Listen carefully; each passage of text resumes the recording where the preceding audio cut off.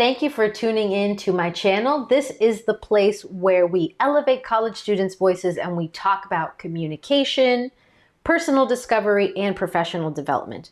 With me today, I have a student who was in my public speaking class last semester, Dylan Duger, a junior at Rutgers University who is studying communication and business administration.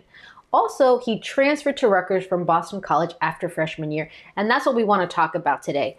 Transferring in college, right? It's not talked about enough. It's something that makes huge impact in someone's life when they make that decision. So, Dylan, tell us one thing that you wish you knew before you transferred to Rutgers. I think it mostly just comes down to managing your expectations. I wish I had known what to expect from college, or maybe not to expect too much, because it's easy to get this idea of like what the college experience looks like, and you think that's the same for everybody, and it's really not.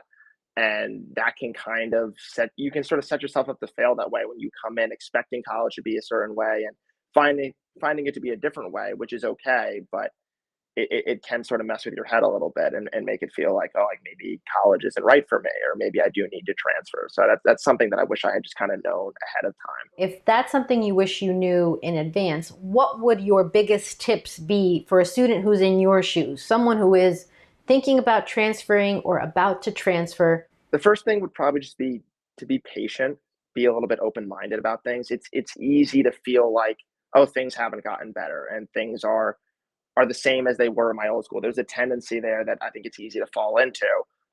But this sort of feels like one of those situations where your perception of the situation creates your reality. And if you're not willing to believe that things are going to get better, then they're not going to get better. So it just staying present with things and taking the experience for what it is, I think you'll find it's far more rewarding than trying to make college be a certain way. Yeah, I hear you, Dylan. And you said a number of important things. I think one big takeaway is to manage our expectations, which is, I know for sure I sometimes have a hard time because I've set expectations for things. Then you also talked about being more present. Was there a point in your time where you felt like you weren't present, that you can now say that you practice that mindfulness more now? Yeah, absolutely. That's really been, a big development for me in the past couple of months, or really, since I started my junior year here at Rutgers. I spent a lot of time like in my head, my freshman and sophomore years, and thinking about, what my college experience had been so far, and what I wanted to get out of college. And I felt like I was having a hard time reconciling those two things. Um, and what I've found I follow a mindfulness practice, and what I've found from that is it's you do yourself a lot of favors by just accepting the moment as it is, and not trying to force anything too often, just taking things for as they are, and accepting what comes from that.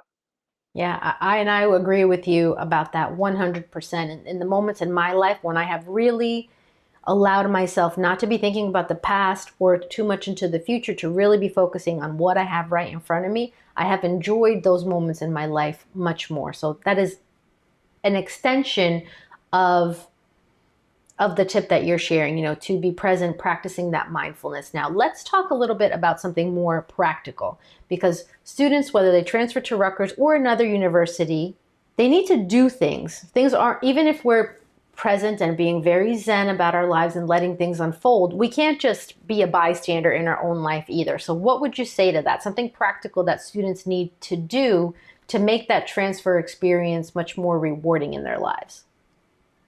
Yeah, well, I think when I say, manage your expectations, I definitely don't mean, lose a positive attitude, or lose this feeling that like you can make things better. And yet to your point, like we can't just sit around and expect things to get better. Sometimes there is something that needs to be done in order to get the things we want. So, I mean, this is by no means novel advice, but I do think that like there's a reason why people say this. It's just get involved when you get to your new school. Go out and find things that you're interested in, take classes that you're interested in. College is, way too short and way too expensive to just spend the whole time doing things that like, you're not really that interested in. So like find what your passions are. And the chances are you're going to find some like-minded people there, like in that pursuit, that those will be friends, those will be relationships that you can foster and develop. And I think in the end, you'll find that you end up getting out of college what you were always hoping to get out of it. Again, I agree with you, Dylan. Getting involved, especially in a school like Rutgers, it's so huge. I mean, altogether, 71,000 people studying at any one time, that's massive. But even if you're not in a big school, getting involved is going to be key. And I would just like to add to that, in addition to what you said, Dylan, which is awesome, to find activities and things like really connect with professors, with other students. Like go beyond saying hello, hi. Make sure that your professors know your name. If you find some common ground with them, even just the politeness, being nice, friendly with your professors, help them remember who you are, making those connections with students, because ultimately you might need them to be a part of your network in the future and they might need you. So going past the typical, hey, how are you kind of a thing, and really stepping out. And if you're uncomfortable speaking to others, definitely make sure that you listen to some of the other videos where we've shared tips about things like networking and putting yourself out there and getting comfortable being uncomfortable. But getting involved, like you're saying, Dylan, is going to make a huge, huge, huge difference when it comes to transferring to a new school, a new job, any new place where you're kind of like the new kid on the block. But in the case of transferring, you're not alone because you're actually transferring with other students. So look into support systems that the university might offer for transfer students as well. But let's switch gears and talk about the university, Dylan. What are your top three likes and dislikes about Rutgers itself? The number one thing would probably be the people that I've met at Rutgers. I've found that people are really approachable and they're really welcoming and inviting, but only if you're willing to give them a chance to be. So if you're equally as welcoming or open to the opportunity of meeting new people, then like you're going to find that it's not that hard to find your group of people, and that you can really make some special connections here. Um, Along with the point you were just making too about like resources for transfer students, I do feel like Rutgers, one of my other favorite things about Rutgers, that they do provide a lot of resources to their transfer students. There's like a transfer class that you take that really kind of helps you feel integrated Oh, in the school really? and helps you feel like more connected, and it was especially good for me because again I transferred during the pandemic and I was online for my first full year at Rutgers.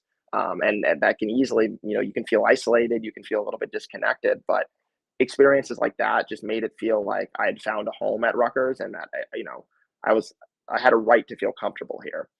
And then my third most favorite thing about Rutgers would probably be my professors. I do feel like I've done a pretty good job of reaching out to my professors, yeah, including you, Tatiana, absolutely. Um, I've made an effort to connect with my professors, and they've, reciprocated that effort. And it does make it a lot more rewarding to go into your classes and know that you have a professional in your corner. And you can use your professors as that sort of resource. And they're happy to provide that resource to you. Yeah.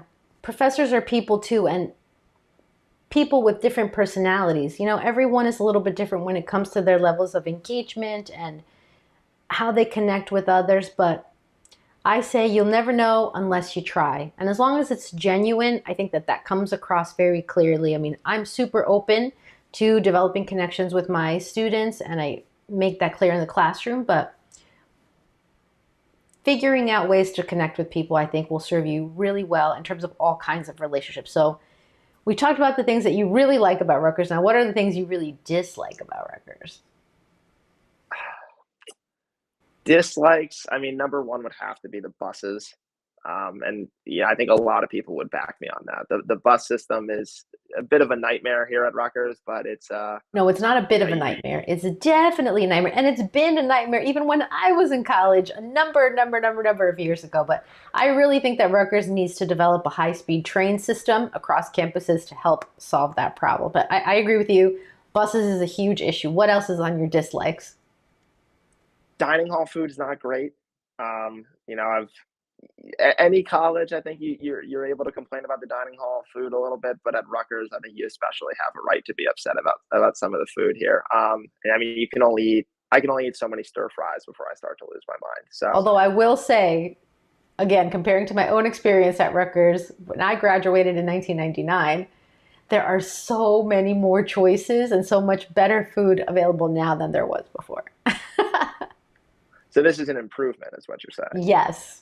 So it's all All relative. right. My third least favorite part about Rutgers would probably be the whole housing situation.